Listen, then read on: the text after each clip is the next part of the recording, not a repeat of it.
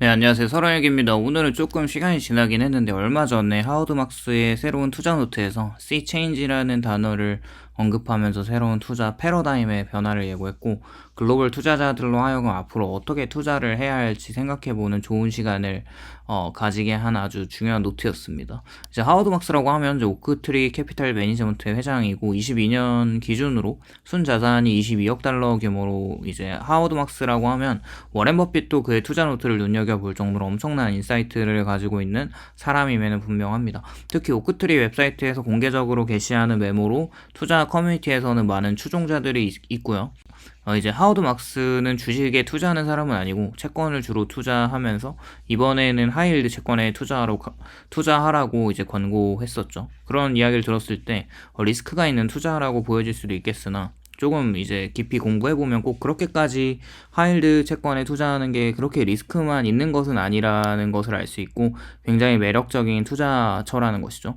우선 2008년 이후로 22년도 대략 14년간의 기간 동안 울트라 저금리라고 하는 글로벌 금융시장은 굉장히 막대한 돈을 값싸게 끌어서 대량으로 손쉽게 쓸 수 있는 이제 환경이 투자로 하여금 돈을 잃는 것보다 버는 게 더 쉬울 정도로, 그냥 인덱스에 투자만 해도 이제 가만히 바이앤홀드를 했을 때 연평균 한 10% 기준, 이제 S&P 500 기준입니다. 초보자들도 상당한 이런 손쉽게 투자 수익을 거둘 수가 있었습니다. 나스닥에 투자를 했다면 10%보다 조금 더 높은, 훨씬 더 높은 거죠. 20%의 수익도 가능할 정도로 초저금리 기조로 기술주들은 막대한 양의 돈으로 R&D를 적극적으로 할 수 있었고, 비록 실패하더라도 비율적으로 시장에서 성공만 한다면 막대한 부를 창출할 수 있다는 기회는 많은 스타트업들이 출연할 수 있는 어떤 기반을 마련해 준 거죠. 그렇게 구글이나 아마존, 테슬라, 엔비디아, 메타 같은 엄청난 기술주 기업들이 S&P에서 상위 5위 안에 들어가면서 미국의 기술을 이끄는 전 세계적인 글로벌 기업으로 발돋움했고, 그런 이 지금 말한 기업들이 없이는 세상이 돌아갈 수 있을까라는 생각을 해볼 정도로 우리 실생활에서도 엄청나게 깊이 들어와 있는 기업들입니다. 그런 기반을 마련해 주는 게 그런 이제 초저금리 시대라는 거죠. 그런 엄청난 양의 돈이 풀리고 인플레이션이 이제 고금리, 고물가 시대로 접어들었다는 경종을 울리면서, 다들 아시겠지만 이제 기업들 입장에서는 사업을 넓히고 키우는 환경이 더 어려워졌다는 것이고, 특히 온전히 자금을 시중에 끌어와야 하는 스타트업들은 그런 더 리스크를 감안하면서 사업을 해야 하는 거니까 앞으로 시작을 하기에도 부담이 될 거고, 시작을 하더라도 성공 확률이 더 낮아진다는 것을 의미하겠죠. 그뿐만 아니라 기존에 이미 전통적으로 강했던 기업들도 고금리가 기본 디폴트 값으로 적용한다면 페드의 금리 자체가 앞으로 0%까지 낮아지지 않는다고 했을 때 기업들의 이제 자금을 마련하는 조달 코스트가 올라가는 것이고, 기업의 마진율이 낮아진다면 기업들의 주주 환원이나 성장률이나 현금 흐름의 이제 상황들이, 모든 것들이 녹록지 않다라는 상황인 겁니다. 이렇게 탈세계화와 블록화가 짙어지는 세계에서 결국 수혜를 보는 기업들도 있겠지만, 이제 하워드 막스의 투자 노트에서는 이런 투자 세계의 큰 격변의 시기는 우리가 어떻게 투자할지 생각을 해볼 수가 있겠고, 현재 우리는 초저금리 시대가 다시 돌아올 거라고 생각을 한다면 하워드 막스의 투자 방법에 이런 옵션을 가볍게 무시해도 되겠지만, 생각해보면 고금리라고 하는 기간은 1955년부터 현재까지 보면 이제 시계열을 넓혀서 보면 저금리 기간보다 고금리의 기간이 더 항상 길었다는 것을 알아야 하겠죠. 그리고 막스의 이야기를 들어보면 채권으로 손쉽게 주식만큼의 수익률을 거둘 수 있다는 것이 참 매력적인 것 같습니다. 그렇다면 하이힐드 채권에는 어떻게 투자를 할 수 있을까요? 일단 하이힐드 채권이란 투자 적격 채권과 투기 등급의 채권 중에서 투기 등급에 해당하는 회사들이 발행한 채권을 의미합니다. 당연히 S&P나 모디스나 이제 피치 같은 등급을 매기는 이제 회사들에 의해서 등급이 이제 매겨진 그 회사들을 조금 이제 분류할 수 있겠죠. 우선 기본적으로 투자 등급이라고 하면 트리플 A에서 트리플 B까지 투자 등급이라고 하고 있고, WB 이하의 등급을 투기 등급이라고 합니다. 이제 하이힐드는 투기 등급에 랭크되어 있는 회사들이 발행한 회사 채권이 주는 하이힐드 스프레드에 영향을 많이 받는 거죠. 경제가 좋을 때는 당연히 하이힐드 스프레드가 낮아지고, 경제가 나쁠 때, 위기가 올 때는 하이힐드 스프레드가 올라갑니다.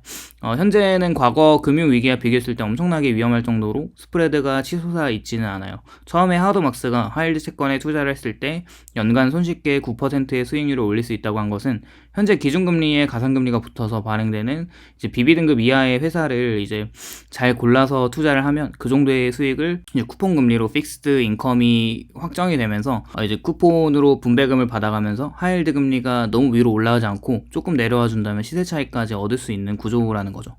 그러나 이제 하이힐드 채권에 투자할 때는 개별 회사채를 사는 것은 너무 리스크가 개인들에겐 크기 때문에 ETF로 이제 하이힐드 채권을 사는 것이 좀 안전합니다. 그렇다면 하이힐드 채권에 투자를 하기 위해서는 하이힐드 채권 ETF를 알아야 되겠죠. 무슨 ETF가 있는지 한번 보면 좋을 것 같아요.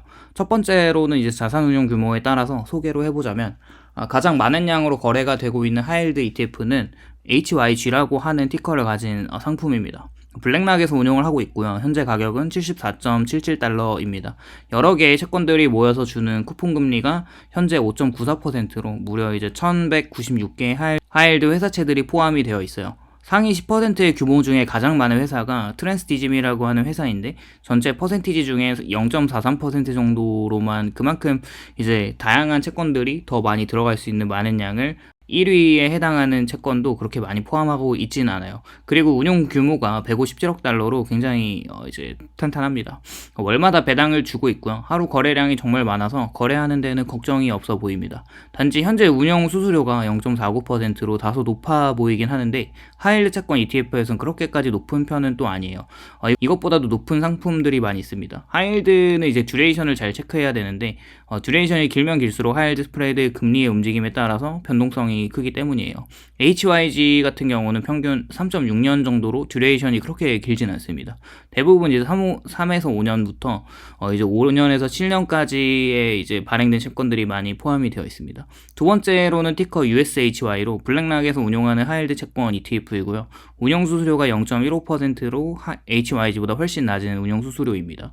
월배당을 또 지급을 하고 있고 무려 6.7%의 쿠폰 금리로 이제 지급을 하고 있으니까 괜찮죠.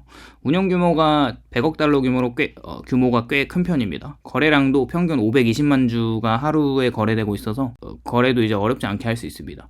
듀레이션은 HYG가 3.6년이면 3.7년으로 조금 더 높긴 한데 별 차이는 없죠.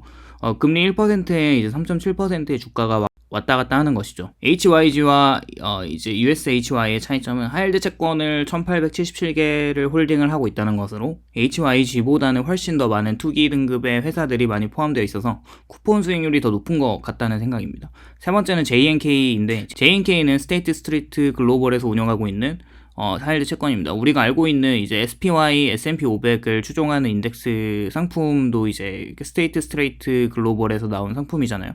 여기서 나온 하이힐드 채권이 JNK이고요. 운용 수수료는 0.4%로 그렇게 높지도 않고 낮지도 않은 것 같아요.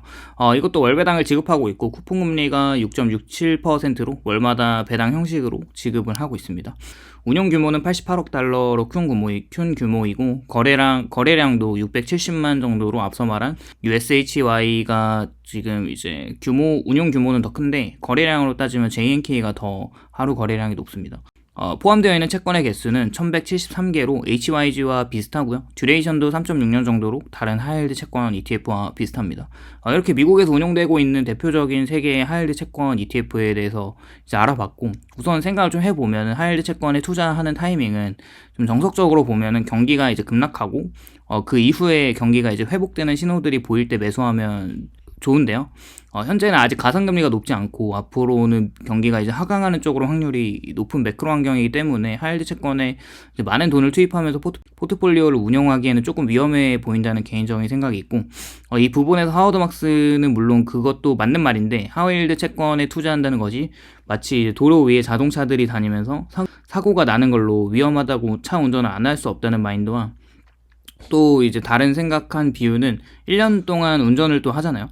자동차 사고가 나지 않는다고 자동차 보험을 안 드는 사람이 없듯이 투자의 필수 불가결하게 따라오는 어떤 인지상정이라고 할까요? 그래서 저희 같은 초보자들은 개별 하이힐드 회사차의 높은 어떤 금리를 보고 들어가기보다는 이렇게 ETF로 많이 분산되어 있는 상품에 투자하는 게 좋아 보인다는 거죠.